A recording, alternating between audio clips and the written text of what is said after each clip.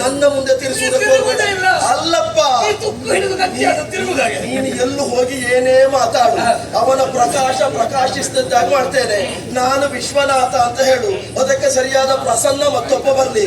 ನೀ ತಿಳ್ಕೊಳ್ಬೇಕು, ವಿಶ್ವನಾಥ ಪ್ರಸನ್ನ ಇಬ್ಬರು ಒಟ್ಟಾಗಿ ಬಂದರು. ವಾಲಿಯ ಪ್ರಕಾಶ ಕಡಿಮೆ ಮಾಡ್ಲಿಕ್ಕೆ ಆಗುದಿಲ್ಲ ಅಂತ ನೀನ್ ತಿಳ್ಕೊ. 15 ದಿವಸ ಆದ್ರೂ ಕೆಲವು ಕಡೆ ಹೋಗ್ಲಿಕ್ಕೆ ಆಗುದಿಲ್ಲ, ಬರ್ಬೇಡ ಅಂತ ಹೇಳುದು, ಅಂದ್ರೆ ನಮ್ ಇಷ್ಟದಂತೆ ಇರ್ಬೇಕಂತ ಹೇಳೋದು. ಅದು ಹೋಗ್ಲಿಕ್ಕೆ ಇಲ್ಲ ಕೆಲವರಿಗೆ. ಉಳಿದವರಿಗೆ ಬರ್ಬೇಡ ಅಂತ ಹೇಳಿ ಶರಣ ಬಂದಾದ್ರೂ ಹೋಗ್ಬಹುದು, ನಿನಗೆ ಮಾತ್ರ ಹೋಗ್ಲಿಕ್ಕೆ ಇಲ್ಲ. ಎಲ್ಲಿಗೆ ಎಲ್ಲಿಗೆ ಅಲ್ಲಿಗೆ ಪಾಪಿ ಮಗನೇ.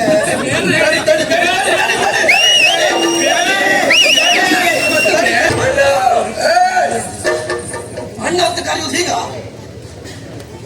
ಅಣ್ಣ ಕರೆಯುವುದು ಹೀಗ. ಅಣ್ಣ ಅಣ್ಣ ಅದು ಸೌಜನ್ಯ ಪೂರಿತವಾದಂತಹ ಶಬ್ದ. ಅಣ್ಣ ನೀವು ಒಳ್ಳೆ ರಕ್ಕಸನ್ನು ಕರೆದಾಗು. ಅಣ್ಣ ಬಿಡು ನಿನ್ನ ಈ ಕೆಟ್ಟ ಬಣ್ಣ. ಮುಂಚಿನ ಮಾತಾಡಬೇಡ, ಜಾಗ್ರತೆ. ನಿನ್ನ ಕ್ಷೇತ್ರದ ಹತ್ತಿರ ಬಂದ ಕರೀತಾ ಇದ್ದೇನೆ.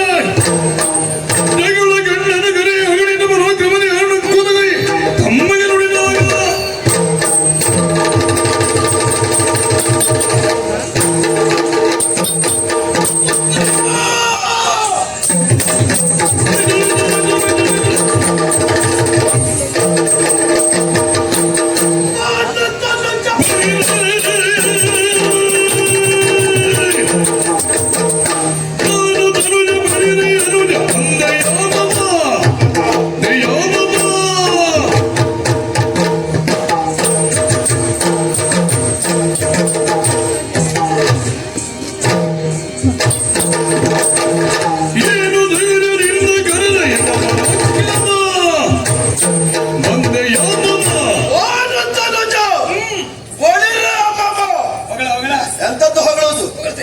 ಕಾರಣ ಬಿಟ್ಟು ಹೊಗಳುವುದಕ್ಕೆ. ಬಂಡೆಯ ಚರದು ಬಿಚ್ಚಂತ ಹಾಲು ಮಮ ಏನಾಯ್ತು ಅಂತ ಯೋಚಿಸುವ ಕಾಲಕ್ಕೆ ಬೆನ್ನಲ್ಲಿಯೇ ಕೇಳಿದ್ದು ಅಣ್ಣ ಬಾಲಿ ಬಾ ಎನ್ನುವುದಾಗಿ. ಯಾವ ಸ್ವರವ? ನೀನು ಇಷ್ಟು ವರ್ಷ ಬದುಕಿದ್ದು ಮತ್ತೊಬ್ಬರ ಮುಂದೆ ಸ್ವರ ಏರಿಸಿಕೊಂಡೆ, ಉಳಿದ ಕಡೆ ಸ್ವರ ಏರಿಸಿದ್ದೇನೆ ಅಂತ ಅಣ್ಣನ ಮುಂದೆ ಸ್ವರ ಏರಿಸಲಿಕ್ಕೆ ಬರಬೇಡ. ಹೌದಾ? ನಿನ್ನ ಸ್ವರ ನನ್ನ ಮುಂದೆ ಏರಿಸಬೇಡ ಅಂತ ಹೇಳಿದ್ದು. ನೀನು ಬಾರಿಸ್ಲಿಕ್ಕೆ ಬರುವುದಿದ್ದು ಪ್ರಥಮವ? ಎಷ್ಟು ಬಾರಿ ಬಂದಿದ್ದೀಯಾ? ಬಾರಿಸಿದ್ದೀಯಾ? ಬಾರಿಸ್ಲಿಕ್ಕೆ ಆಯ್ತಾ? ಮತ್ತೆ ಇವತ್ತೆಂತದ್ದು ಬಾರಿಸುವುದು? ಅಲ್ಲ, ಬರ್ತದೆ ನಿನ್ನ ಜೀವನದಲ್ಲಿ ಎಲ್ಲವೂ ಅಮಾವಾಸ್ಯೆ ಅಂತ ನೀನು ತಿಳ್ಕೊಳ್ಬೇಕು. ಸುಗ್ರೀವ ಅಣ್ಣ ವಾಲಿ ಅಂತ ಕರೀತಾ ಇದ್ದೀಯ. ವಾಲಿ ಅಂತ ಕರೆಯುವ ದಾಷ್ಟ್ಯ ಇದ್ದಿದ್ರೆ ಅಣ್ಣ ಎನ್ನುವ ಸೌಜನ್ಯ ಪೂರ್ವಕವಾದಂತಹ ಶಬ್ದ ಯಾಕೆ? ಅದು ಯಾಕೆ ಗೊತ್ತಾ? ಪೂರ್ಣ ಗೆಲುವು ಸಿಗ್ತದೆ ಎನ್ನುವಂತ ವಿಶ್ವಾಸ ನಿನಗಿಲ್ಲ. ಒಂದೊಮ್ಮೆ ಸೋತು ಬಿದ್ದ ಕಾಲಕ್ಕೆ ಅಣ್ಣ ಅಂತ ಕರೆದಾಗ ಕಾರುಣ್ಯವನ್ನು ಹೊಂದಿ ನಿನ್ನನ್ನು ಬಿಟ್ಟು ಬಿಡುತ್ತೇನೆ ಎನ್ನುವಂತ ವಿಶ್ವಾಸ ನಿನಗೆ. ಯಾಕೆ? ಎಲ್ಲರೂ ಯುದ್ಧಕ್ಕೆ ಬರ್ತಾ ಇಲ್ಲ. ಈಗ ನಾವಿಬ್ಬರು ಮುಖಾಮುಖಿ ಆಗಿದ್ದೇವೆ. ಕೆಲವರೆಲ್ಲ ಮರದ ಮನೆಯಲ್ಲಿದ್ದಾರೆ. ಹೊಡೆದಾಟ ಆಗುವಾಗ ನಾನು ನಿನಗೆ ಸರಿ ಹೊಡೆದ್ರೆ ಅವ್ರು ಯೋಚನೆ ಮಾಡ್ಬೇಕು, ಸುಗ್ರೀವ ಸರಿ ಬಿಟ್ಟ ಅಣ್ಣನಿಗಂತ. ಬರೋ ವಾಲಿ ಅಂತ ಕರೆದ್ರೆ ಯಾರು ಬಿಟ್ಟದಂತ ಗೊತ್ತಾಗುದಿಲ್ಲ, ವಾಲಿಗೆ ಯಾರು ಹೊಡೆದ್ರೆ ಅಂತ ಆಗ್ತದೆ. ನಿನ್ನ ಜೀವನದಡಿ ಇದೇ ಕನಸು ಕಾಣ್ತಾ ಇರು, ನಾನು ಬಿಡುತ್ತೇನೆ ಅಂತ. ನಿನ್ನ ಜೀವನದಲ್ಲದಾಗಲಿಕ್ಕಿಲ್ಲ. ಇಲ್ಲಿ ಬಿಡುವುದಿಲ್ಲ ಅಂತ ಗೊತ್ತುಂಟು ನನಗೆ. ಸುಗ್ರೀವ ಸ್ವಲ್ಪ ದಿನ ಇಲ್ಲದೆ ಇದ್ರು ಮತ್ತೆ ಇಲ್ಲಿಗೆ ಬರ್ತೇನೆ. ಕೊಳಿದ್ರೆ ಅನುಜ ಅಂತ ಹೇಳಿದ್ದು ಯಾಕೆ ಕೇಳು. ಯಾಕೆ? ಇದುವರೆಗೆ ವಾಲಿಯೊಡನೆ ಕಾದಾಟವನ್ನು ಮಾಡಿ ಬದುಕಿ ಉಳಿದವರು ಚರಾಚರ ಪ್ರಪಂಚದಲ್ಲಿ ಮತ್ತೊಬ್ಬರಿಲ್ಲ. ಬದುಕಿ ಉಳಿದ ಏಕೈಕ ವ್ಯಕ್ತಿ ಯಾರು ಕೇಳಿದ್ರೆ ಅದು ಸುಗ್ರೀವ ಮಾತ್ರ. ಹಾಗಾದ್ರೆ ನಾನು ಎಷ್ಟು ಕಟ್ಟಿದ್ದೀನಿ? ಯಾವ್ದೇ ಮುಂದೆ ಮಾಡಿದ್ರೆ ಯಾವ್ದೇ ಮೇಲೆ ನಿನಗೆ ಯಾಕೆ ಹೇಳಿದ್ದು ಕೇಳು. ಯಾಕೆ? ಬೀಳುವಾಗ ಅಣ್ಣ ಅಂತ ಬೀಳ್ತೀಯ. ನಮ್ಮಿಬ್ಬರ ಬಾಯಿ ಬೇರೆ ಆದ್ರೂ ತಾಯಿ ಬೇರೆ ಅಲ್ಲ ಎನ್ನುವಂತ ಉದ್ದೇಶಕ್ಕೆ ಬೇಕಾಗಿ ಇದುವರೆಗೆ ನಿನ್ನನ್ನು ಹಾಗೇ ಬಿಟ್ಟಿದ್ದೇನೆ. ವಾಲಿಯ ಬಲವೇನು ಅಂತ ಹೇಳುವುದಕ್ಕೆ ಪೃಥ್ವಿಯಲ್ಲಿ ಮತ್ತೊಬ್ಬರು ಉಳಿದಿಲ್ಲ. ಹೋರಾಟವನ್ನು ಮಾಡುವುದಕ್ಕೆ ಬಂದವರು ಸಾಯ್ತಾರೆ, ಸಾಯದ ಉಳಿದವ ನೀನೊಬ್ಬನೇ. ಅದಕ್ಕಾಗಿ ಹೇಳುವುದು. ಆದ್ರೆ ನಿಮ್ಮ ಅಪ್ಪ ಮಗನಿಗೆ ಒಂದು ಹೊಂದಾಣಿಕೆ ಮಾತ್ರ ಬಹಳ ಒಳ್ಳೆಯದು. ನಿನ್ನ ಅಪ್ಪನ ಬೆನ್ನು ಕಂಡವರೇ ಇಲ್ಲ, ಇತ್ತೀಚೆಗೆ ನಿನ್ನ ಮುಖ ಕಂಡವರೇ ಇಲ್ಲ. ನನಗೆ ಇತ್ತೀಚೆಗೆ ನಿನ್ನ ಮುಖ ಕಾಣುವುದಕ್ಕಿಂತ ಬೆನ್ನು ಕಂಡ್ರೆ ಗೊತ್ತಾಗುವುದು ಸುಗ್ರೀವ ಹೌದೋ ಅಲ್ವಾ ಅಂತ. ಪೆಟ್ಟು ತಿಂದು ತಿಂದು ಅಷ್ಟು ಅಗಲ ಆಗಿದೆ ನಿನ್ನ ಬೆನ್ನು. ಲೋಕದಲ್ಲಿ ಕೆಲವು ಕೆಟ್ಟ ಮಕ್ಕಳು ಹುಟ್ಟಿದ್ರೆ ದೊಡ್ಡವರಾದ ತಂದೆಗೂ ಕೆಟ್ಟ ಹೆಸರಂತೆ. ಲೋಕಮುಖ ಔಷಧಿ ಪಾಪ ದೇವೇಂದ್ರ ಅಳ್ತಾ ಇದ್ದೆ. ಯಾಕೆ ದೇವೇಂದ್ರ ಅಳುವುದು? ಅಳುವುದು ನಿನ್ನ ಅಪ್ಪ ಸೂರ್ಯ ದೇವ ಅಳಬೇಕು. ಜಗಚ್ಚಕ್ಷು ಎನಿಸಿಕೊಂಡವರಿದ್ದಾರೆ. ಲೋಕಮುಖದಲ್ಲಿ ನಿನಗೆ ತೊಂದರೆ ಆಯ್ತು ಅಂತ, ನನ್ನಿಂದ ಪೆಟ್ಟು ಬಿತ್ತು ಅಂತ ಎಷ್ಟು ಜನರ ಕಾಲು ಹಿಡ್ಕೊಂಡೆ ನೀನು? ಯಾರಾದ್ರೂ ನಿನಗೆ ಆಶ್ರಯ ಕೊಟ್ರ? ಯಾಕೆ ಕೊಡ್ಲಿಲ್ಲ? ಸಹವಾಸ ಬೇಡ ಅಂತ. ಸಹವಾಸ ಅಲ್ಲ, ನನ್ನ ಸಾಹಸ ಎಷ್ಟು ಏನು ಅಂತ ಅವರಿಗೆ ಗೊತ್ತು. ಅಲ್ಲ ಸಹವಾಸಕ್ಕಿಂತಲೂ ಅಯ್ಯೋ ಅವನು ಸಹವಾಸ ಒಂದು ಬೇಡ, ಎದುರಲ್ಲದೆ ಎದುರು ಮತ್ತೆ ಆಚೆಯಿಂದ ವಾಲಿ ಸಹವಾಸುವಲ್ಲ, ವಾಲಿಯ ಸಾಹಸುವಲ್ಲ ಅಂತ ಅವರಿಗೆ ಗೊತ್ತುಂಟು. ನೇರವಾಗಿ ಹೋದದೆಲ್ಲಿಗೆ? ನಿನ್ನ ಅಪ್ಪನಲ್ಲಿಗೆ. ಏನ್ ನಿನ್ನ ಅಪ್ಪ ನಿನಗೆ ಉಪಕಾರ ಮಾಡಿದ್ದ? ಅವನಿಗಿಂತ ದೊಡ್ಡವರ ಕೈಕಾಲು ಹಿಡ್ಕೊಂಡು ನಿನ್ನನ್ನು ಉಳಿಸಿದ್ದ? ಬೇಡಪ್ಪ. ಆಯ್ತು ಅವನ ಹತ್ರ ಅವನೇ ಆಶ್ರಯ ಕೊಟ್ಟಿದ್ದಾನೆ. ಯಾಕೆ ಕೊಡ್ಲಿಲ್ಲ ಗೊತ್ತಾ? ಯಾಕೆ? ಅವ ಸ್ವಲ್ಪ ವರ್ಷ ಕೊಟ್ಟಿದ್ದಾನೆ. ಪೂರ್ಣ ಅಲ್ಲೇ ಇದ್ದೀನಿ. ಇಲ್ಲ ಇಲ್ಲ, ಈಗ ಎಲ್ಲಿದ್ದೀಯಾ? ಇಲ್ಲಿ ಸ್ಥಾನ ಸಿಕ್ಕಿತ್ತು ನಮಗೆ. ನಿನ್ನನ್ನು ಬಹಳ ವರ್ಷ ಇಟ್ಕೊಳ್ಳುದಲ್ಲ ಅಂತ ಅವನಿಗೂ ಗೊತ್ತು. ಅದಲ್ಲಪ್ಪ, ಮತ್ತೆ ನನ್ನ ಮಗನಿಗಾಗಿ ಒಂದು ಸ್ಥಳ ಸಿದ್ಧಾಗಿದೆ ಅನ್ನೋದು ನಮ್ಮ ಅಪ್ಪನಿಗೆ ಗೊತ್ತಾಯ್ತು. ನಮ್ಮಪ್ಪ ಹಾಗೆ ಅಪ್ಪ ಮಾಡ್ಬೇಕಾದ್ದು ಅದೇ. ಮಗ ಕಷ್ಟದಲ್ಲಿದ್ದಾಗ ಮಗನನ್ನ ಅಪ್ಪ ಎತ್ತಿ ಕೈ ಹಿಡಿಬೇಕು. ಅಪ್ಪ ಕಷ್ಟಕ್ಕೆ ಬೀಳದೆ ಇದ್ದಾಗ ಮಗ ನೋಡ್ಕೊಳ್ಬೇಕು. ನಾನು ಕಷ್ಟಕ್ಕೆ ಬಿದ್ದಾಯ್ತು, ನಮ್ಮಪ್ಪ ಒಂದು ದಾರಿ ತೋರಿಸಿದ್ದಾರೆ, ಅದು ಬಂದಿದ್ದೆ. ಈಗ ಎಲ್ಲಿದ್ದೀಯಾ? ದೃಶ್ಯ ಮುಖದಲ್ಲಿದ್ದೀಯ. ನಮ್ಮ ಮೂಗಿನ ತುದಿಯಲ್ಲೇ ಇದ್ದವ ನೀನು. ನನಗೆ ನಿನ್ನನ್ನು ಕಂಡು ನೆನಪಾಗುವುದು ಯಾವುದು ಗೊತ್ತಾ? ಕೋಣನ ಹಣೆಯ ಮೇಲೆ ಕುಳಿತ ನೋಡದ ನೆನಪಾಗ್ತದೆ. ನಿನ್ನ ಪರಿಸ್ಥಿತಿ ಅಲ್ಲ, ಪರಿಸ್ಥಿತಿ ನನ್ನದಲ್ಲ, ನಿನ್ನ ಪರಿಸ್ಥಿತಿ ಯಾರಿಗೂ ಬೇಡ. ಹೇಗೆ? ನಿನ್ನ ಪರಿಸ್ಥಿತಿ ಹೇಗಾಯ್ತು ಕಡೆ? ಅಂಗೈಗೆ ಬೆಲ್ಲ ಹಚ್ಚಿ ಮುಂದೆ ತೋರಿಸಿದಾಗ ಆಯ್ತು. ಅಂದ್ರೆ ನಾನು ಹತ್ತಿರವಿದ್ದೆ, ಹೊಡಿಲಿಕ್ಕೂ ಆಗುದಿಲ್ಲ, ಹಿಡಿಲಿಕ್ಕೂ ಆಗಿದ್ದಿಲ್ಲ. ನಿನ್ನ ವ್ಯಾಪ್ತಿ ಒಳಗೆ ನಾನಿದ್ದೆ. ನಿನ್ನ ಪರದಾಟ, ನಿನಗಿದ್ದ ಗೌರವವೂ ಹೋಯ್ತು. ಯಾಕೆ ಹೇಳು? ಈ ಕಳ್ಳ ನಮ್ಮ ವ್ಯಾಪ್ತಿಯಲ್ಲಿ ಇದ್ದಾನೆ, ಇವರನ್ನು ಹಿಡಿಲಿಕ್ಕಾಗಿದೆ, ನೀವು ಅದ್ದಾಡ್ತಾ ಇದ್ದೀರಿ. ನಿನ್ನ ಪರಿಸ್ಥಿತಿ ಯಾರಿಗೆ ಹೇಳು? ನನಗೆ ಮತಂಗ ಮಹರ್ಷಿಗಳು ಶಾಪ ಕೊಟ್ಟಾಗ ನನಗೂ ಹಾಗೆ ಅನ್ನಿಸಿತ್ತು. ಇದು ನನ್ನ ಪಾಲಿಗೆ ಶಾಪ ಅಂತ. ಯಾವತ್ತು ನೀರು ಬಂದಲ್ಲಿ ಕೂತಿಯೋ ಅದು ನನ್ನ ಪಾಲಿಗೆ ವರ ಅಂತ ನನಗೆ ಗೊತ್ತಾಯ್ತು. ನನಗಿದ್ದದ್ದೇನು ಗೊತ್ತಾ? ಇವತ್ತಲ್ಲ ನಾಳೆ ಸುಗ್ರೀವ ಬದಲಾಗ್ತಾನೆ. ಮೊದಲಿನ ಸುಗ್ರೀವನಾಗಿ ಬಂದರೆ ನಿನ್ನ ಹೆಂಡತಿಯನ್ನು ನಿನಗೆ ಬಿಟ್ಟುಕೊಡುವ ಅಂತಿತ್ತು. ಯಾವತ್ತು ನಿನ್ನ ಅಪ್ಪನ ಆಜ್ಞೆಯ ಮೇರೆಗೆ ಬಂದು ಆ ಋಷ್ಯಮುಖದಲ್ಲಿ ಬಂದು ಕೂತಿಯೋ ಅವತ್ತು ವಿಶ್ವಾಸ ಆಯ್ತು, ಇವ ಜೀವನದಲ್ಲಿ ಬದಲಾಗ್ಲಿಕ್ಕಿಲ್ಲ. ಮತಂಗ ಮಹರ್ಷಿಗಳ ಶಾಪವಿರುವುದು ಹೇಗೆ ಕೇಳಿದ್ರೆ, ಇದಕ್ಕೆ ಕಾರಣೀಕರ್ತರಾದಂತಹ ವ್ಯಕ್ತಿ ಇರಲಿ, ಅವನ ಅನುಚರರು ಯಾರೇ ಇರಲಿ, ಒಂದು ಯೋಜನೆಯ ಒಳಗೆ ಎಲ್ಲೇ ಇದ್ದರೂ ಶತವೀಕ್ಷಿತವಾಗಲಿ ಅವರ ಶಿರವೆನ್ನುವುದಾಗಿ ತಲೆ ಸಾವಿರ ಹೋಳ ಅಲ್ಲಿ ಒಂದು ಯೋಚನೆ ಮಾಡು. ನಿನ್ನ ವ್ಯಾಪ್ತಿಗೆ ಒಳಪಟ್ಟ ಪ್ರದೇಶದಲ್ಲಿ ನಿನಗೆ ತಿರುಗಾಡೋದಕ್ಕಾಗುದಿಲ್ಲ. ಸುಗ್ರೀವ ಹಾಗಲ್ಲ, ಎಂದು ಬೇಕಾದ್ರೂ ತಿರುಗಾಟ ಮಾಡಬಹುದು, ಸ್ವತಂತ್ರವಾಗಿ, ಎಲ್ಲಿಯೂ ಹೆದರ್ಕೊಳ್ಳುವುದಿಲ್ಲ. ಅಪರೂಪಕ್ಕೆ ನಿನಗೆ ಎದುರು ಓಡ್ತೇನೆ ಅಷ್ಟೇ, ಅಷ್ಟೇ ಬೇರೆ. ಆದ್ರೆ ನೀ ಅದನ್ನೆಲ್ಲ ಹೇಳ್ಬೇಡ. ಈಗ ನಮ್ಮ ಪ್ರದೇಶಕ್ಕೆ ನಮಗೆ ಹೋಗ್ಲಿಕ್ಕೆ ಆಗುದಿಲ್ಲ ಅಂತ ಹೇಳಿದ್ರೆ, ನಮ್ಮ ಪ್ರದೇಶದಲ್ಲಿ ಕೆಲವು ಬದಿಲು ಹುತ್ತ ಇರ್ತದೆ, ಹುತ್ತ ನಮ್ಮ ಪ್ರದೇಶದಲ್ಲಿ ಉಂಟು ಅಂತ ಹುತ್ತದೊಳ ಕೈ ಹಾಕ್ಲಿಕ್ಕೆ ಆಗ್ತದ? ಏನಾಗ್ತದೆ? ಏನಾಗ್ತದೆ? ಹುತ್ತದೊಳ ಕೈ ಹಾಕಿದ್ರೆ ಏನಾಗ್ತದೆ? ಪ್ರದೇಶ ನಮ್ದು ಅಂತ ಇನ್ನೊಂದು ಇನ್ನೊಂದು ಈಗ ಹುತ್ತ ನಮ್ಮ ಪ್ರದೇಶದಲ್ಲಿ ಉಂಟು ಅಂತ ಹುತ್ತದ ಸಮೀಪ ಹೋಗಿ ಹುತ್ತ ಮುಟ್ಟಿ ನಮಸ್ಕಾರ ಆದ್ರೂ ಮಾಡ್ಬೋದು. ನಿನಗೆ ಒತ್ತು ಇಲ್ಲ, ನಿನ್ನ ಸ್ಥಳಕ್ಕೆ ಕಾಲ ಹಾಕಿ. ಹುತ್ತ ಮುಟ್ಟುದು ಯಾರು? ಹುತ್ತ ಮುಟ್ಟುದು ಯಾರು? ಹುತ್ತ ಬ್ರಾಹ್ಮಣರು ಮುಟ್ಟಬೇಕು, ಉಳಿದವರು ಮುಟ್ಟುವ ಹಾಗಿಲ್ಲ. ಕಡಿಮೆ ಪೂಜೆ ಮಾಡುವುದು ಬ್ರಾಹ್ಮಣರು. ಹುತ್ತದ ಸಮೀಪ ನೆಲ ಮುಟ್ಟಿ ನಮಸ್ಕಾರ ಮಾಡಿ. ಹುತ್ತ ಮುಟ್ಟಿದ್ದು ಅಂತ ಹೇಳಿದ್ರೆ ತಿರ್ಸ್ಬೇಡ, ದೇವರನ್ನೇ ಮುಟ್ಟಿ ನೆಲದ ಮೇಲೆ ಇಲ್ವಾ? ಸಮೀಪ ಹೋಗಿ ಮುಟ್ಟಬಹುದು. ಕೆಲವು ಕಡೆ ನೋಡಿ ಹೆಣ್ಣು ಮಕ್ಕಳು ಹುಟ್ಟಕ್ಕೆಲ್ಲ ಅವರೇ ಹಾಳಾಗ್ತಾರೆ. ನೀನು ಉಳಿದವರ ಮುಂದೆ ತಿರ್ಸ್ಬೇಕು, ನನ್ನ ಮುಂದೆ ತಿರ್ಸುವುದಕ್ಕೆ ಅಲ್ಲಪ್ಪ. ನೀನು ಎಲ್ಲೂ ಹೋಗಿ ಏನೇ ಮಾತಾಡು, ಅವನ ಪ್ರಕಾಶಿಸಿದಂತಾಗ ಮಾಡ್ತೇನೆ. ನಾನು ವಿಶ್ವನಾಥ ಅಂತ ಹೇಳು, ಅದಕ್ಕೆ ಸರಿಯಾದ ಪ್ರಸನ್ನ ಮತ್ತೊಬ್ಬ ಬರ್ಲಿ. ನೀ ತಿಳ್ಕೊಳ್ಬೇಕು, ವಿಶ್ವನಾಥ ಪ್ರಸನ್ನ ಇಬ್ಬರು ಒಟ್ಟಾಗಿ ಬಂದರು, ವಾಲಿಯ ಪ್ರಕಾಶ ಕಡಿಮೆ ಮಾಡ್ಲಿಕ್ಕೆ ಆಗುದಿಲ್ಲ ಅಂತ ನೀ ತಿಳ್ಕೊ. ನಿಜವಾಗ್ಲೂ ಗೊತ್ತು, ಇಬ್ಬರು ಒಟ್ಟಾಗಿ ಬಂದರು ವಾಲಿಯ ಪ್ರಕಾಶ ಕಡಿಮೆ ಆಗುದಿಲ್ಲ. 15 ದಿವಸ ಆದ್ರೂ ಕೆಲವು ಕಡೆ ಹೋಗ್ಲಿಕ್ಕೆ ಆಗುದಿಲ್ಲ. ಬರಬೇಡ ಅಂತ ಹೇಳುದು, ಬಂದ್ರೆ ನಮ್ಗೆ ಇಷ್ಟದಂತೆ ಇರ್ಬೇಕಂತ ಹೇಳೋದು, ಅದು ಹೋಗ್ಲಿಕ್ಕೇ ಇಲ್ಲ ಕೆಲವರಿಗೆ. ಉಳಿದವರಿಗೆ ಬರಬೇಡ ಅಂತ ಹೇಳಿ ಶರಣ ಬಂದಾದ್ರೂ ಹೋಗ್ಬಹುದು, ನಿನಗೆ ಮಾತ್ರ ಹೋಗ್ಲಿಕ್ಕೆ ಇಲ್ಲ. ಎಲ್ಲಿಗೆ ಎಲ್ಲಿಗೆ ಎಲ್ಲಿಗೆ ಅಲ್ಲಿಗೆ ಪಾಪಿ ಮಗನೇ. ಹೇಳಿದ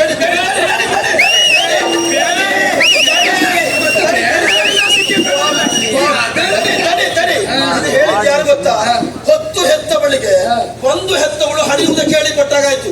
ಪಾಪಿ ಮಗನೇ, ನೀನು ಇರಬೇಕಾದ ಜಾಗದಲ್ಲಿ ಒಂದು ದಿವಸವೂ ನೀನು ಇರುವುದಿಲ್ಲ.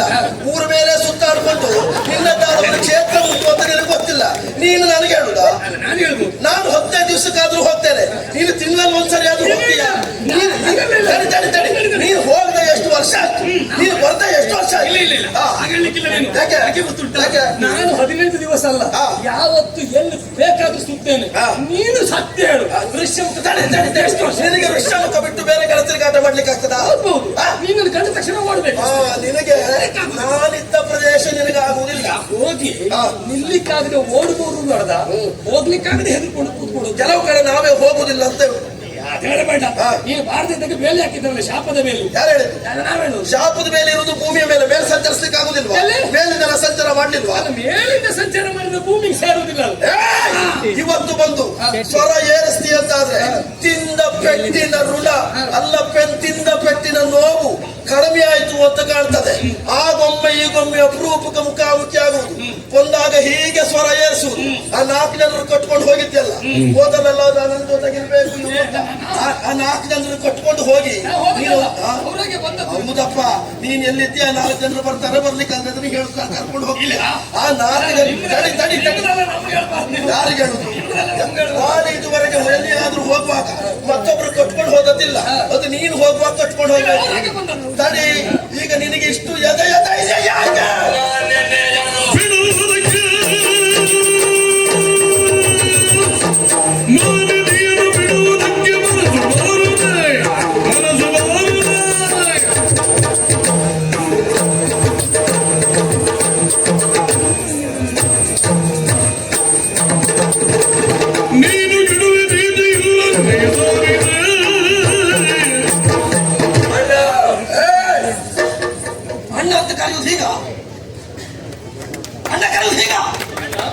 ಅಣ್ಣ ಅದು ಸೌಜನ್ಯಪೂರಿತವಾದಂತಹ ಶಬ್ದ. ಅಣ್ಣ ನೀವು ಒಳ್ಳೆ ರಕ್ಕಸನ್ನು ಕರೆದಾಗು. ಅಣ್ಣ ಬಿಡು ನಿನ್ನ ಈ ಕೆಟ್ಟ ಬಣ್ಣ.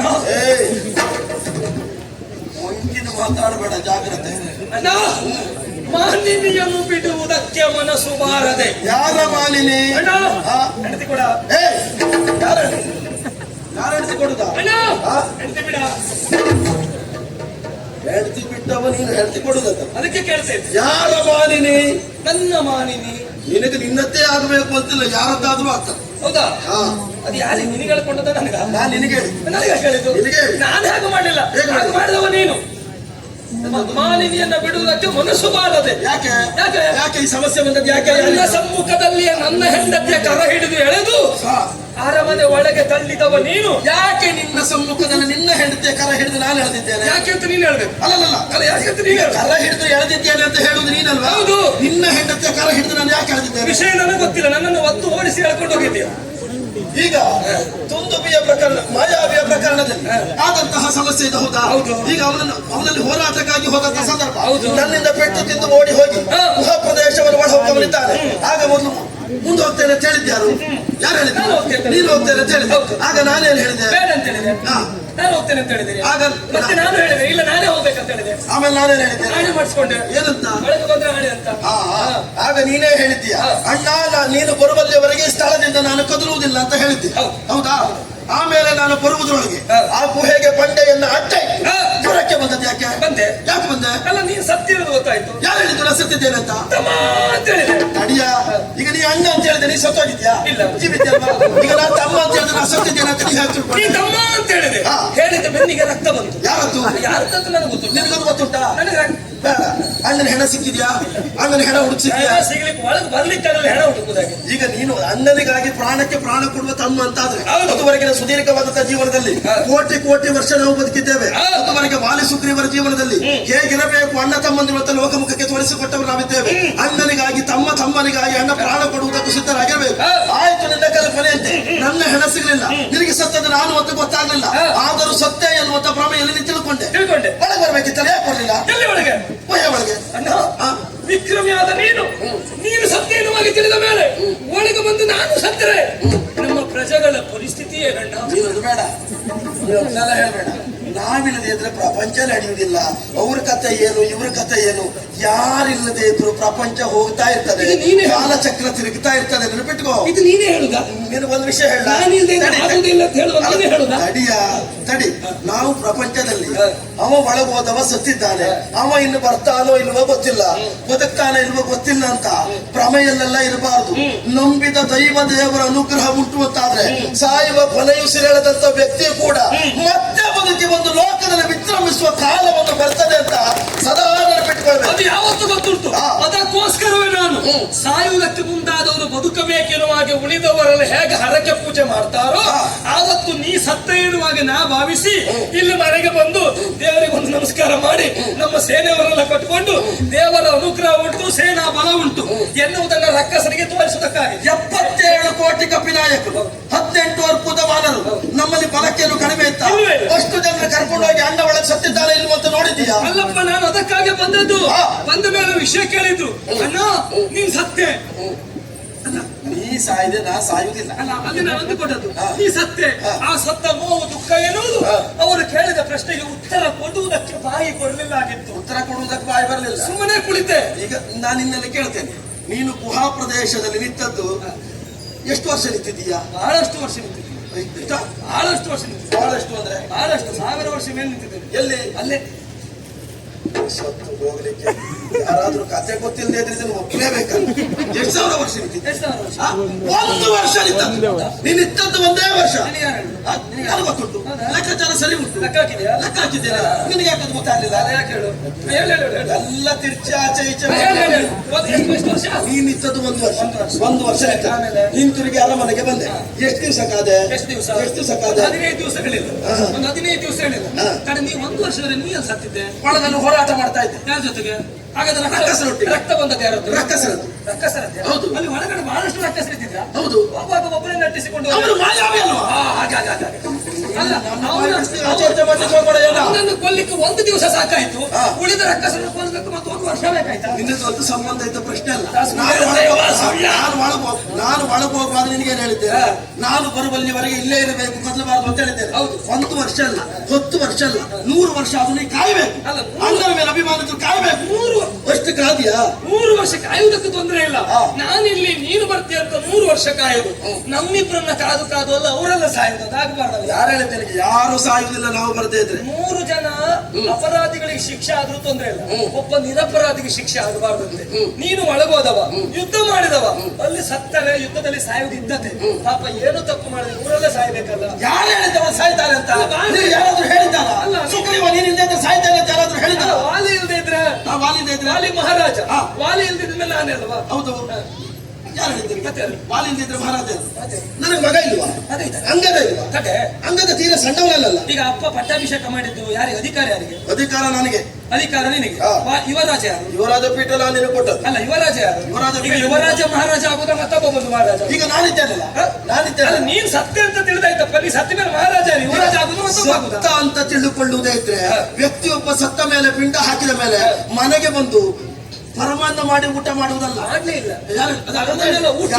ಯಾರಾದ್ರೂ ಬಹಳ ಬೇಸರದಲ್ಲಿ ಕೂತಾಗ ಅವರ ಸಂಬಂಧಿಕರು ಬಂದು ಬಾಯಿಗೆ ಬಂದು ತುತ್ತಾಕಿ ಊಟ ಮಾಡಿ ಅಂತ ಹೇಳಿದ್ರೆ ಊಟ ಮಾಡುವ ಕಾಲ. ನೀನು ಹಾಗಲ್ಲ. ಅಣ್ಣ ಸತ್ತ ಸೂತಕ ಕಳೆಯುವ ಮೊದಲು ಹೊತ್ತಿಗೆ ಹಾಸಿಗೆಯನ್ನ ಲೆಕ್ಕ ಮಾಡಿದ ಪುಣ್ಯಾತ್ಮ. ಹೇಳಿದ್ಯಾರ ಅದನ್ನ? ನಾನು ಜಾಂಬವಾದ ವಿಷಯಗಳನ್ನ ಹೇಳಿದ್ರು, ಏನಂತ ಮುನಿ ಅಂಗಗಳೆಲ್ಲ ಹೇಳಿದ್ರು. ಕುಳಿತುಕೊಳ್ಳಿ ಅನ್ನೋ ಹಾಗೆ, ಪೀಠದಲ್ಲಿ ಕುಳಿತುಕೊಳ್ಳಬೇಕೆನ್ನುವ ಹಾಗೆ ಜಾಂಬವಾದಿಗಳೆಲ್ಲ ನನಗೆ ಆಶೀರ್ವಾದ ಮಾಡಿದ್ದಾರೆ. ಹಿರಿಯರ ಮಾತನ್ನ ತಿರಸ್ಕಾರ ಮಾಡುವ ಹಾಗಿಲ್ಲ. ಹಾಗಾಗಿ ಪೀಠಾಭಿಷಕ್ತನಾದೆ. ಪಕ್ಕದಲ್ಲಿ ಹೆಂಡತಿಯಾದರು ಮೈನೂ ಬಂದು ಕುಳಿತುಕೊಂಡಳು. ಏನು ತಾರೆಯನ್ನ ಅತ್ತಿಗೆಯನ್ನ ನಾನು ಬಾ ಅಂತ ಕರೆದಲ್ಲ, ಅವಳಾಗಿ ಬಂದು ಕುಳಿತುಕೊಂಡಳು. ನೀನು ಬೇಡ ಅಂತ ಹೇಳಿದ್ಯಾ? ಹೇಗೆ ಹೇಳುವುದು? ಜಾಂಬವಾದಿಗಳ ಮುಖವನ್ನು ನೋಡಿದೆ, ಅವರೆಲ್ಲ ಸಮ್ಮತಿಯನ್ನು ಸೂಚಿಸಿದ್ರು. ನಮಗೊಂದು ಅಭ್ಯಾಸ, ಹಿರಿಯವರು ಇಲ್ಲೇ ಇರಬೇಕು, ನಿಮ್ಮ ಅವಧಿ ಮುಗಿಯಲ್ಲವರೆಗೆ ನೀವು ಹೋಗಬಾರ್ದು, ಬೇರೆ ಕಡೆ ಎಲ್ಲಿಯೂ ನಿಮ್ಮ ಪ್ರದರ್ಶನ ಆಗಬಾರ್ದು, ಇಲ್ಲೇ ಮಾಡ್ತಾ ಇರಬೇಕು ಅಂತ ಹೇಳಿದ್ರೆ ಅವ್ರ ಮಾತಿಗೆಲ್ಲ ನಾವು ಬೆಲೆ ಕೊಡುವವರು. ನೀವು ಬೆಲೆ ಕೊಡದೆ ಹೋಗ್ತೀರಿ, ನಮ್ಮದಿಲ್ಲ. ಪೂರ್ಣ ಹೊರಗೋಗ್ಬೇಡ, ನಾವು ಸ್ವಲ್ಪ ಇಲ್ಲೇ ಇರುವ. ನೀನು ಹಿರಿಯರ ಮಾತಿಗೆ ಬೆಲೆ ಕೊಡುವುದು ಹೌದಾದ್ರೆ ನಾನು ಸಣ್ಣವನ ದೊಡ್ಡಬಹುದಾ? ನಾನು ನಿನಗೆ ಅವತ್ತು ಹೋಗುವಾಗ ಒಂದು ಮಾತು ಹೇಳಿದ್ದೆ, ನಾನು ಬರುವಲ್ಲಿವರೆಗೆ ಇಲ್ಲೇ ಇರಬೇಕು ಅಂತ. ಹಿರಿಯವರ ಮಾತಿಗೆ ಬೆಲೆ ಕೊಟ್ಟುವಂತಾದ್ರೆ ನಾನು ಬರುವಲ್ಲಿವರೆಗೆ ನೀವು ಅಲ್ಲೇ ಇರಬೇಕಿತ್ತು. ಅಲ್ಲಿ ಇತ್ತಿದ್ಯಾ? ಕಾಪಿ ಮಗನೇ, ನಿನಗೆ ಬೇಕಾದಲ್ಲ ಬೇಕು, ನಿನಗೆ ಬೇಡ ನಿನ್ನ ದಾರಿಗೆ ಬರ್ತೇನೆ. ನಿನ್ನ ಮಾತಿಲ್ಲ ಅಂತಲ್ಲ, ಮಾತು ಕೊಟ್ಟ ಅಣ್ಣನೇ ಸತ್ತ, ಮತ್ತೆ ಎಲ್ಲಿ ಮಾತು ಉಳಿತದೆ? ಈಗ ಸತ್ರ ಮೇಲೆ ಅವ್ರ ಮಾತೆಲ್ಲ ಉಳಿಸ್ಬೇಕಂತಲ್ಲ, ಅವ್ರು ಸಾಯಲಿಲ್ಲ ಅಂತಲ್ಲ ಅವ್ರು ಮಾತಾಡಿಸ್ಬೇಕು. ವ್ಯಕ್ತಿ ಸತ್ತ ಮೇಲೆ ಕೊಟ್ಟ ಮಾತು ಸಾಯ್ತದೆ ಅಂತ ನಿನಗೆ ಆಪತ್ಕಾಲದಲ್ಲಿ ಮಾತನ್ನಾದ್ರೂ ಬಿಡಬಹುದು, ಸತ್ಯ ಧರ್ಮಕ್ಕಾಗಿ ಅಂತ ಉಂಟು. ಅದಲ್ಲ ಹೇಳಿತು. ಆಡಿದ ಮಾತು ಯಾವ ಕಾಲಕ್ಕೂ ಹೋಗುವುದಕ್ಕೆ ಸಾಧ್ಯ ಇಲ್ಲ. ಮಾತು ಮಾತೇ ಆಗಿರ್ತದೆ. ಅಪ್ಪ ಒಬ್ಬ ಹರಕೆ ಹೇಳಿ ಸತ್ತರೆ ಅವನ ಹರಕೆ ಹೋಯ್ತು ಅಂತ ಹೇಳಿ ಬರುವುದಿಲ್ಲ. ಹುಟ್ಟಿದ ಮಗನಾದ್ರೂ ಅಪ್ಪ ಹೇಳಿದ ಹರಕೆಯನ್ನು ಪೂರೈಸಬೇಕು. ಮಾತು ಸಾಯುವುದಿಲ್ಲ, ವ್ಯಕ್ತಿ ಮಾತ್ರ ಸಾಯುವುದು. ಇನ್ನೊಂದುಂಟು, ಅಪ್ಪ 100 ವರುಷ ನಾ ಬದುಕಿದರೆ ಇಂಥ ಹರಕೆಯನ್ನ ದೇವರಿಗೆ ಕೊಡ್ತೇನೆ ಅಂತ ಹೇಳಿಕೊಂಡಾಗ ಅವ 99 ವರ್ಷಕ್ಕೆ ಸತ್ತರೆ ಹರಕೆ ಕೊಡಬೇಕಾದಿಲ್ಲ, 100 ವರ್ಷ ಬದುಕಿದ್ರೆ ಮಾತ್ರ ಅದು. ಆದ್ರೆ ಅಪ್ಪ ಆಡಿದ ಮಾತನ್ನ ಈಡೇರಿಸಬೇಕಾದ ಮಗನಿಗೆ ಕರ್ತವ್ಯ ನೆನಪಿಟ್ಕೋ. ಜ್ಯೇಷ್ಠ ಪಾತ್ರ ಪಿತೃ ಸಮಾನ. ಪಿತೃ ಸಮಾನ ನಿನಗೆ ಜ್ಯೇಷ್ಠ ಪಾತ್ರ ಪಿತೃ ಸಮಾನ ಅಂತ ಹೇಳಲಿಕ್ಕೆ ಆಗ್ತದೆ? ಅದನ್ನ ಅಣ್ಣನ ಹೆಂಡತಿಯನ್ನ ಹೆಗಲ ಮೇಲೆ ಕೈ ಹಾಕಿ ಕೂತ್ಕೊಳ್ಳುವಾಗ ನಿನಗೆ ಇದು ಅರ್ಥ ಬರ್ಲಿಲ್ವಾ? ನಾನು ಹೆಗಲ ಮೇಲೆ ಕೈ ಹಾಕಿ ಕೂತದಲ್ಲ, ನನ್ನ ಕೈ ಇರುವಾಗ ಕೈ ಅಡಿಗಡೆ ಅವಳು ಕೂತ್ಕೊಂಡದ್ದು. ಮಾತಾಡಬೇಡ, ವಿಷಯ ಸತ್ಯ. ಅವಳೊಟ್ಟಿಗೆ ನಿನಗಿಂತ ಹೆಚ್ಚು ಸಂಸಾರ ಮಾಡಿದವ ನಾನು. ಕಾರ್ಯ ಏನು ಅಂತ ನನಗೆ ಗೊತ್ತುಂಟು, ನಿನಗೆ ಗೊತ್ತಿರುವುದಿಲ್ಲ. ನನಗೆ ಗೊತ್ತದೇ ಆ ದಿವಸ. ಯಾವ ದಿವಸ? ಅವಳು ಬಂದು ಕೂತ್ಕೊಂಡಲ್ಲ. ಈಗ ನಿನಗಾಗಬೇಕಾದದ್ದೇ. ಅವಳು ಬಂದು ಹೇಳಿದ ಮೇಲೆ ಬಿಡುವ ಪ್ರಶ್ನೆ ಇಲ್ಲ. ಜಾಂಬವಾದಿಗಳೆಲ್ಲ ಹೇಳಿದ್ರಲ್ಲ, ಅವ್ರು ಹೇಳಿದ್ರು ಮತ್ತೆ ಬಿಡುವ ಪ್ರಶ್ನೆ ಇಲ್ಲ. ಹಾಗಾಗಿ ಅವಳು ಅದನ್ನು ಬಿಡ್ಲಿಲ್ಲ. ಮತ್ತೆ ಇಲ್ಲಿ ಅವಳು ಕಷ್ಟ ಆಯ್ತು ಅಂತ ಹೋದದ್ದು ಇಲ್ಲ, ಅವಳು ನಿನ್ನ ಉಪದ್ರ ಸಾಕು ಅಂತ ಇಲ್ಲಿವರೆಗೆ ಓಡಿದ್ದು ಇಲ್ಲ. ನನ್ನ ಜೊತೆಗೆ ಎಷ್ಟು ಚಂದದಿಂದ ಸಂಸಾರ ಸಾಗಿಸಿದಳು.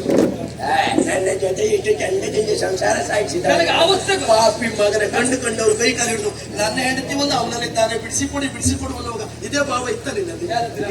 ಅಲ್ಲ, ಅದು ಅವ್ರು ಯಾರು ಬರ್ಲಿಲ್ಲ, ಎಂತ ಸಾಯ್ಬೇಕು. ಬರ್ಲಿಕ್ಕೆ ಯಾರು ಬರುವುದಿಲ್ಲ ಅಂತ ನನಗೆ ಗೊತ್ತು. ಆಮೇಲೆ ಗೊತ್ತಾಯ್ತು ನೀನ್ ಇನ್ನೊಬ್ರು ಹೆಂಡತಿ ಆದ್ರೂ ತೊಂದ್ರೆ ಇಲ್ಲ, ನೀನ್ ಬಿಟ್ಟುಕೊಡುವನಲ್ಲ ಎನ್ನುವ ಕಾರಣಕ್ಕಾಗಿ ಅವ್ರು ಬರ್ಲಿ. ಇನ್ನೊಬ್ರು ಹೆಂಡತಿಯನ್ನು ಮೊದಲು ಇಟ್ಕೊಂಡದ್ದು ನೀನು ನೆನಪಿಟ್ಟು. ನಾನು ಇಟ್ಕೊಳ್ಳೋದಲ್ಲ, ಅವಳಾಗಿ ಬಂದದ್ದು ಹೇಳಿದ್ದಲ್ಲ. ಒಂದದವ್ರು ಇಟ್ಕೊಂಡ ಸೌದ ನೀನು. ಈಗ ಒಂದು ಲಕ್ಷ ಏನು ಮಾತಾಡು, ಸರಿ ಮಾತಾಡು. ನಿನಗೆ ಬೇಕಾದಷ್ಟು ಹೊತ್ತಿ ಸ್ವರ ಹೆಚ್ಚುದು ಮತ್ತೆ ನಗಾಡು. ನಿನ್ನ ಮುಖ ಕಳ್ಳ ನಗಾಡು. ಹೌದು ತಮ್ಮ, ನಾನು ಕಳ್ಳನೇ ಕಳ್ಳ, ಆದ್ರೆ ನಾನು ದೊಡ್ಡ ಕಳ್ಳ. ಹೌದು, ನಾನು ಸಣ್ಣ ಕಳ್ಳ ಒಪ್ಕೊಳ್ತೇನೆ. ಈ ಕಳ್ಳ ದೊಡ್ಡವರು ಸಣ್ಣ ಕಳ್ಳ ದೊಡ್ಡವರು. ಕಳ್ಳನೇ, ಆದ್ರೆ ಕಠಿಣ ಶಿಕ್ಷೆ ಆಗಿದೆ ಯಾರಿಗೆ? ಕಠಿಣ ಶಿಕ್ಷೆ ಆದ್ರೆ ಮಾಡಿದ ಅಪರಾಧದ ಮೇಲೆ. ದೊಡ್ಡ ಕಳ್ಳ ದೊಡ್ಡ ಅಪರಾಧ ಮಾಡುದು. ಈಗ ನಿನಗೆ ಬೇಕಾದದ್ದು ಕೊಡ್ತೇ ಅಲ್ವಾ? ನಾನು ಸತ್ಯ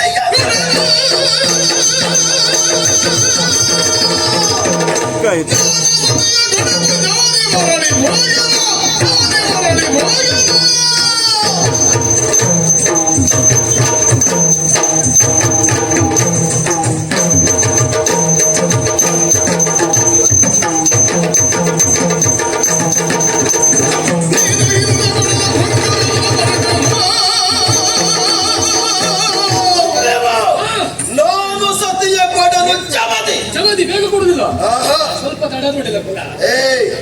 ಎಷ್ಟು ತಡ ಆಗ್ತದೆ ಕೇಳು. ಇನ್ನು 100 ವರ್ಷಗಳು ಕಳೆಯಬಹುದು. ಅದು ಕೊಡಬೇಕ ಬಿಡಬೇಕ ಎನ್ನುವುದು ನಿನಗೆ ಸಂಬಂಧಿಸಿದ ವಿಚಾರ. ಇನ್ನು 100 ವರ್ಷ ಬದುಕ್ತೀನಿ ನೀನು? ಅಲ್ಲ, 100 ಎಷ್ಟು ಬದುಕಿಯರು. ಕೊಡಬೇಕ ಬಿಡಬೇಕೆನ್ನುವುದು ತೀರ್ಮಾನ ನನ್ನದಲ್ಲ. ಹಾಗೆ ಬದುಕಬೇಕಾದದ್ದು ನೀ. ಇದುವರೆಗೆ ನಿನಗೆ ನಿನ್ನ ಹೆಂಡತಿಯನ್ನು ಕೊಡಲಿಲ್ಲ. ಯಾಕೆ? ನಿನ್ನ ಈ ಅದಟ್ಟಿಗೆ. ಆಗೊಮ್ಮೆ ಈಗೊಮ್ಮೆ ಬರ್ತೀಯ ಹೋರಾಟಕ್ಕೆ ಬೇಕಾಗಿ. ನನಗೆ ನಿನ್ನ ಹೆಂಡತಿ ಬೇಕಾ? ಅಲ್ಲ, ಹೌದು, ನಿನ್ನ ಹೆಂಡತಿ ನನಗೆ ಬೇಕಾ? ಮದುವೆ ಮಾಡಿಸಿದ್ಯಾ ನನಗೆ? ಅವಳನ್ನ ಕರೆದುಕೊಂಡು ಬಂದು ಅಂಗಗಳಲ್ಲಿ ಇಲ್ಲದೆ ಇರುವಂತಹ ಪಾಣಿಗ್ರಹಣವನ್ನು ಮಾಡಿಸಿ ನಾನೇ ಕರೆತಂದು ನನಗೆ ಮದುವೆ ಮಾಡಿಸಿದ್ದೆ.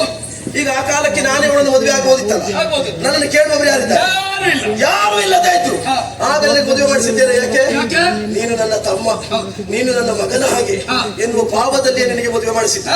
ಈಗ ಅವಳನ್ನು ಇಟ್ಟುಕೊಂಡದ್ದು ಯಾಕೆ ಗೊತ್ತಾ? ತಮ್ಮನೆನ್ನುವಂತ ಭಾವವನ್ನ ದೂರ ಮಾಡಿದವ ನೀನು. ನೀನು ಮೊದಲನೇ ಸುಗ್ರೀವರಾಗಿ ಬಾ, ನಿನ್ನ ಹೆಂಡತಿಯನ್ನು ನಿನಗೆ ಕೊಡ್ತೇನೆ. ಈಗ ಆಗ ನನಗೆ ಮದುವೆ ಮಾಡಿ ಕೊಡುವಾಗ ರುಮಯ ವಿಷಯದಲ್ಲಿ ನಿನ್ನ ಭಾವ ಹೇಗಿತ್ತು? ಮಗಳು ಅಂತ ಇತ್ತು. ಆ ಮಗಳನ್ನು ನೀವು ಮತ್ತೆ ಪುನರಪಿಟ್ಟುಕೊಳ್ಳುದು ಸರಿಯಾ? ನಿನಗೆ ನಾನು ಸಾಯುವಲ್ಲಿಯವರೆಗೆ ತಾರೆಯ ಮೇಲೆ ಯಾವ ಭಾವ ಇತ್ತು? ಅಯ್ಯೋ, ನನಗೆ ಅತ್ತಿಗೆ ಅಂತ ಹೇಳಿದ್ರೆ ತಾಯಿಯಲ್ಲಿ ಇಟ್ಟುಕೊಳ್ಳುವಾಗ ನಿನಗಿದು ಬರ್ಲಿಲ್ವಾ? ಅದು ಹಿರಿಯವರು ಹೇಳಿದ್ರು. ಎಂತದ್ದು?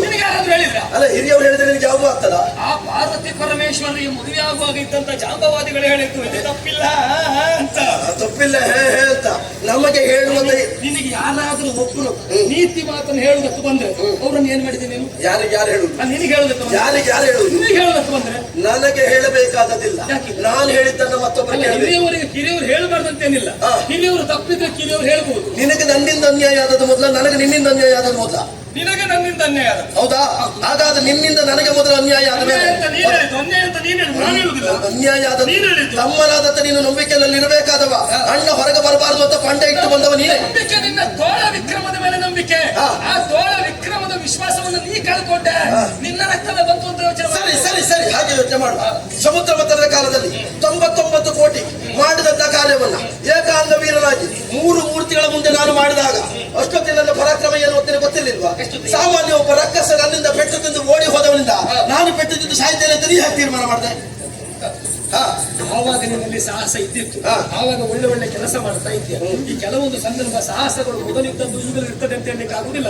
ವಯಸ್ಸಾದಾಗಲೂ ತಮ್ಮಲ್ಲಿರುವ ಶಕ್ತಿಗಳೆಲ್ಲ ಕಡಿಮೆ ಆಗ್ತಾ ಬರ್ತದೆ. ಯಾರಿಗೆ ವಯಸ್ಸಾಯ್ತು?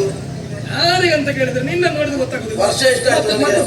ಅಲ್ಲ, ವರ್ಷ ಎಷ್ಟಾಯ್ತು? ಕೋಟಿ ವರ್ಷ ಆಯ್ತು. ನಿನಗೆ ಎಷ್ಟಾಯ್ತು? ನನಗೂ ಅಷ್ಟೇ, ಬಹಳ ಹೆಚ್ಚಿಗೆ ನಾವು ಒಟ್ಟಿಗಿದ್ದವ್ರು ನಾವು. ಕ್ಷಣ ಮಾತ್ರ ವ್ಯತ್ಯಾಸ. ಹಾಗಾದ್ರೆ ಈಗ ನಿನ್ನಲ್ಲಿ ಬಲ ಕಡಿಮೆ ಆಗ್ಲಿಲ್ಲ ಅಂತಾದ್ರೂ ನನ್ನಲ್ಲೂ ಕಡಿಮೆ ಆಗುವುದಕ್ಕೆ ಸಾಧ್ಯ ಇಲ್ಲ. ನನ್ನಲ್ಲಿ ಕಡಿಮೆ ಆಗ್ಲಿಲ್ಲ ಅಂತ ಹೇಳಿಲ್ಲ, ನನ್ನಲ್ಲಿ ಕಡಿಮೆ ಆಗಿದೆ ಅಂತ ನಾನು ಅಲ್ಲಿ ಈಚೆ ಬಂದು ಸೇನೆ ಸಿದ್ಧ ಮಾಡಿ. ನನ್ನಲ್ಲಿ ಇನ್ನೂ ಕಡಿಮೆ ಆದದಲ್ಲ, ವಾಲಿಯಲ್ಲಿ ಬಲವಿನ್ನು ಹಾಗೆ ಇದೆ ಎನ್ನುವುದನ್ನ ನಾನು ಅರ್ಥವಿಸಿಕೊಂಡದ್ದರಿಂದಲೇ ನಿನ್ನನ್ನ ಇಲ್ಲಿವರೆಗೆ ನಾಡಿನಿಂದ ಹೊರಗಿಡುವ ಪ್ರಯತ್ನವನ್ನು ಮಾಡಿತ್ತು.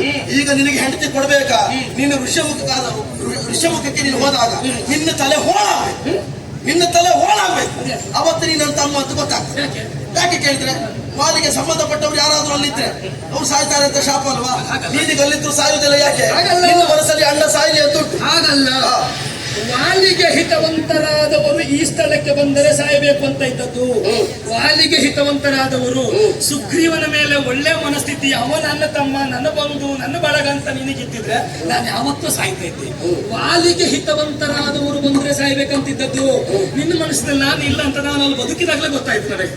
ಮರಿಮಂಗ, ನಾನು ಸತಿಯ ಕೊಟ್ಟೆನು ಜವದೆ.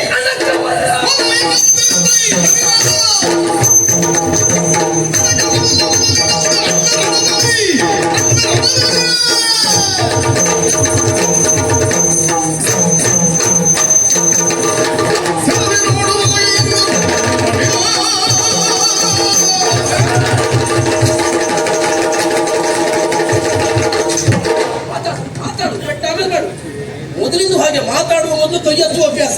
ಈ ಸಾಯಲಿಕ್ಕೆ ಇಷ್ಟು ದಿವಸ ಹೊಡೆಲಿಕ್ಕೆ ಬಂದಾಗ ಮುಖ ಆದ್ರೂ ಕೆಳಗೆ ಮಾಡ್ತಾ ಇದ್ದೆ, ಮುಖಕ್ಕೆ ಬಿಟ್ಟೆ ಪಾಪಿ. ನನಗೆ ಬಹಳ ವರ್ಷದಿಂದ ಒಂದು ಆಸೆ. ಇದುವರೆಗೆ 4-5 ಬಾರಿ ನೀನು ಬಂದಾಗಲೂ ನೀನು ಬೀಳುವಾಗ ಜಾಗ್ರತೆ ಮಾಡು. ಈ ಹೊಸದಾಗಿ ಪೆಟ್ಟು ತಿನ್ನುವವರಿಗೆ ಗೊತ್ತಿರುವುದಿಲ್ಲ ಎಲ್ಲಿ ಬೀಳ್ತದೆ, ಹೇಗೆ ಬೀಳ್ತದೆ, ಯಾವ ಭಾಗಕ್ಕೆ ಬೀಳ್ತದೆ ಅಂತ. ಈ ಯಾವತ್ತು ಪೆಟ್ಟು ತಿಂದು ತಿಂದು ತಿಂದು ಅಭ್ಯಾಸ ಆದ ಈ ಹೆಬ್ಬಾವಿನ ಸಂತಾನದವರಿಗೆ ಪೆಟ್ಟು ಹೀಗೆ ಬೀಳ್ತದೆ ಎನ್ನುವ ವಿಶ್ವಾಸ ಉಂಟು. ನಾನು ಕೈ ಎತ್ತಿದ್ರೆ ಸಾಕು, ಪಾಪಿ ಮಗ ಕಂಚು ಬರು. ಮತ್ತೆ ಈ ಕ್ಷೇತ್ರದಲ್ಲಿ ಪೆಟ್ಟು ಎಲ್ಲಿ ಬೀಳ್ತದೆ, ಹೇಗೆ ಬೀಳ್ತದೆ ಅಂತ ನಿನಗೆ ಸರಿ ಗೊತ್ತುಂಟು. ಯಾಕೆ ಕೇಳಿದ್ರೆ ಕೊಟ್ಟವ ನಾನೇ. ನನಗೂ ಕೊಟ್ಟವ್ರು ಯಾರು ಪ್ರಪಂಚದಲ್ಲಿ ಇಲ್ಲ ಇಲ್ಲ ಇಲ್ಲ.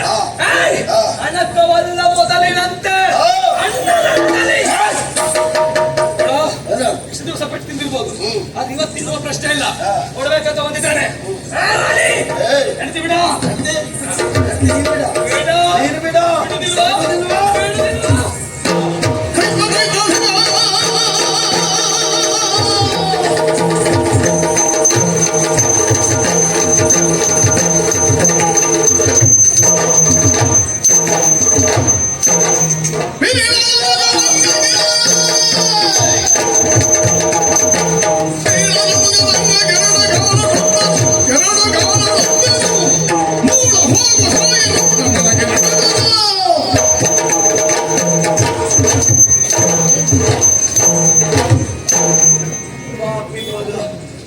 ಒಳ್ಳೆ ಹಬ್ಬ ಬಿದ್ದಾಗ ಬಿದ್ದಿದ್ದಾರೆ.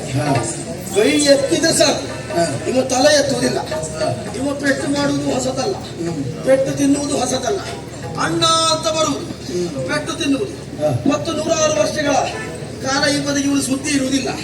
ಇವತ್ತು ಹಾಗಲ್ಲ, ಮತ್ತೆ ಬಂದು ಪೆಟ್ಟು ತಿಂದಿದ್ದಾನೆ. ಏನು ಮಾಡುದು ಇವಳನ್ನ?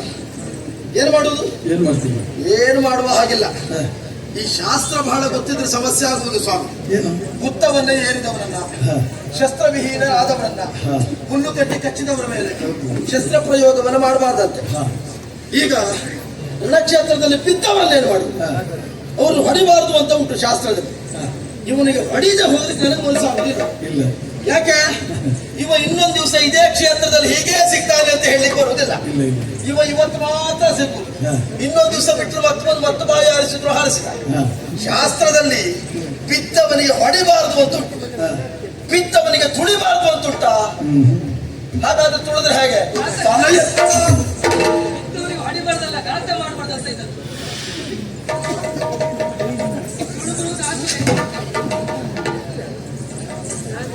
ಮಾಡಬೇಡ.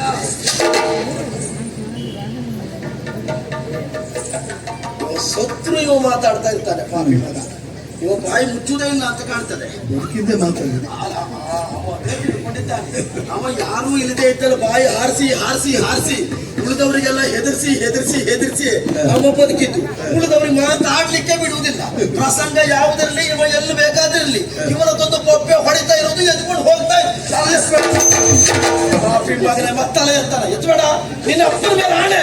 ಒಂದು ಮಾತಾಡಿದ್ರೆ ನಿನ್ನ ಅಪ್ಪನ ಮೇಲೆ ಆಣೆ, ನಿನ್ನ ಮೇಲೆ ಆಣೆ. ಇಷ್ಟಿದ್ರೆ ಮಾತಾಡು. ಎಷ್ಟು ಮಾತ್ರ ಬಿತ್ತು ಸಮಾನ ಇವನಿಗೆ ಬಲಕಾಲ ಮತ್ತು ಇವನಾದ್ರು ಉದ್ಧಾರ ಆದ್ರೆ ಆಮೇಲೆ ಇವನಿಗೆ ಬಲಕಾಲಲ್ಲ, ಒಂದೇ ಕಾಲಿನಲ್ಲಿ ಒದ್ದು ನನಗೆ ಸಮಾಧಾನ ಆಗುದಿಲ್ಲ. ಅದಕ್ಕೆ ಬೇಕಾಗಿ ಮಂಗಗಳಾದ ನಾವು ಎರಡೂ ಕಾಲಿನಲ್ಲಿ ಒದಿಯುವಂತ ಯೋಗ್ಯತೆಯನ್ನು ಹೊಂದಿದವು.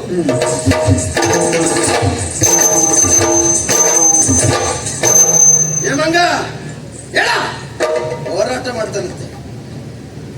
ಮಾನಿನಿಯನ್ನು ಬಿಡುವುದಕ್ಕೆ ಮನಸ್ಸೇ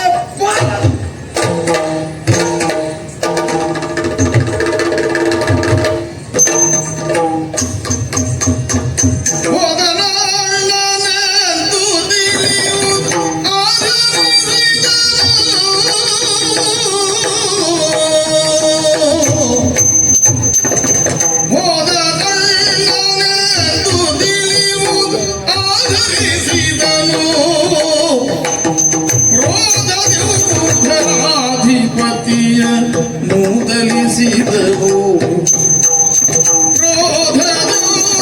ಕ್ರೋಧಾಧಿಪತಿಯ ಮೂದಲಿಸಿದನು.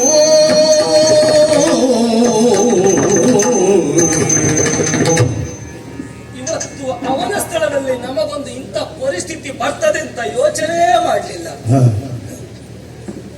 ಉಳಿದವರಿಗೆ ರಂಗ ಪ್ರವೇಶದ ಅವಕಾಶ, ನಮಗಿವತ್ತು ರಂಗದಿಂದ ನಿರ್ಗಮನ ಆಗುವ ಅವಕಾಶ.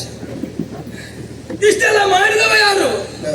ಆ ಪುಣ್ಯಾತ್ಮ ಇರೋದ ಅವನು ಸಿಕ್ಕಿರ್ಬೇಕಿತ್ತು.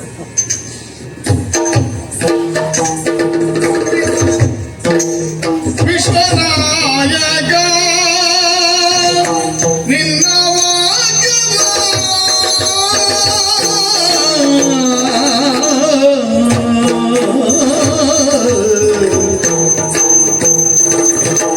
ವಿಶ್ವನಾಯಕ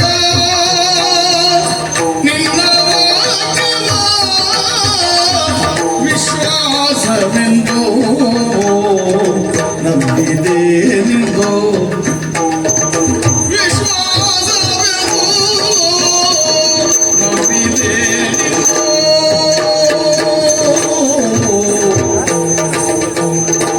ಸೂರ್ಯವಂಶದ ರಾಯರಾಡಿದ ಸೂರ್ಯವಂಶದ ರಾಯರಾಡಿದ ಕಾರ್ಯದಪ್ಪದು ಕಪಟ ಬಲ್ಲಿದು ತಪ್ಪದು ಕಪಟ ಬಲ್ಲಿದು.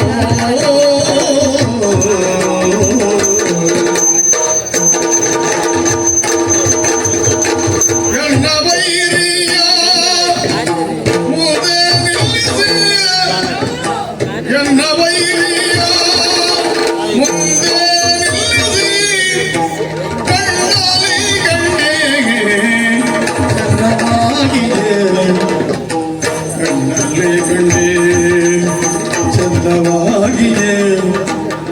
ಇನ್ನು ಸಾಕಯ್ಯ ನಿನ್ನ ತಳ್ಳಿಯೋ ರಾಮ, ಇನ್ನು ಸಾಕಯ್ಯ ನಿನ್ನ ತಳ್ಳಿಯೋ ಮಾನವಾದ ಮಂಜುಳಾಕರ.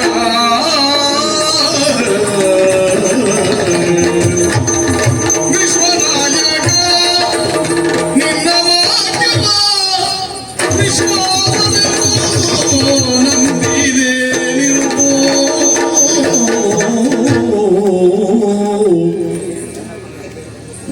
ನೀವಿಬ್ರು ಒಟ್ಟಾದ್ರೆ ಹಾಗೆ ಅಂತಲ್ಲ, ಉಳಿದವರಿಗೆ ಸಮಯ ಬಹಳ ಕಡಿಮೆ. ಪ್ರಸನ್ನ ವದನ, ಪ್ರಸನ್ನ ವದನ, ಪ್ರಸನ್ನ ವದನ. ಏನಾಯ್ತಪ್ಪ? ಯಾರಿಗೆ ಪೆಟ್ಟು ಬಿದ್ರು ನಗರ್ತೆ ನೀನು, ಯಾರಿಗೆ ಯಾರು ಬೈದ್ರು ನಗರ್ತೆ ನೀನು. ಕೆಲವು ದಿವಸ ಸಮಯ ಇದ್ರೆ ನಗಾಡ್ತೀಯ.